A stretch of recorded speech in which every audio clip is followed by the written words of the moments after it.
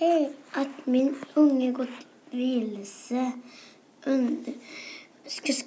Vilken håll ska vi gå, tycker du? Jag tror den vägen. Okej då. Aldrig.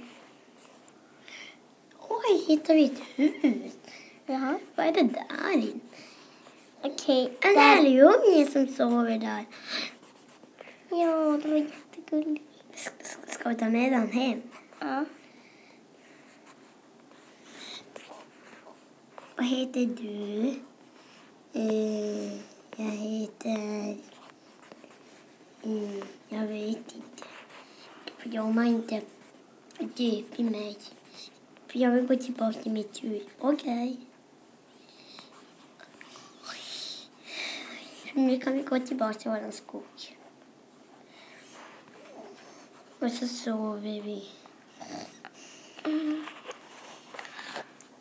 Nästa morgon så kom älgungen igen. Hej! Hej. Vad tycker du? Vi kom hem till mig idag nu. Okej. Vad ska vi göra här? Vi kanske ska göra någonting. Ja, vi går och ser. Vi vill leka i skogen. Vi är kompisar. Ja. Hej. Oj, vad stod det som? Kompis! Ja. Hej! Hej. Ska vi leka, tycker du? Vi ska nog leka någonting i alla fall. Ska vi leka kurragömma? Ja. Då räknar jag. 1, 2, 3. Nej, nu är jag klar. Hittad! Ja. Nu vill jag gå hem och sova. För nu går vi tillbaka till våra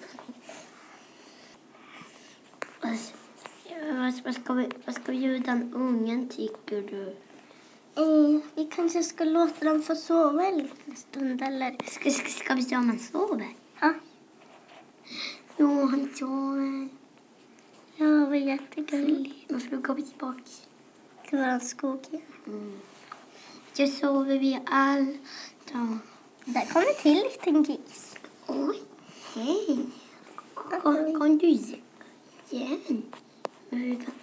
Oj, ja.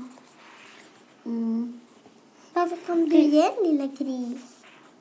Jag fick veta på båten mig.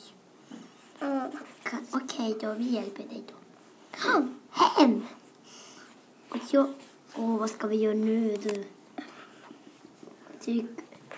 Ska vi sova också, tycker du? Ja. Filmen ska väl och leja.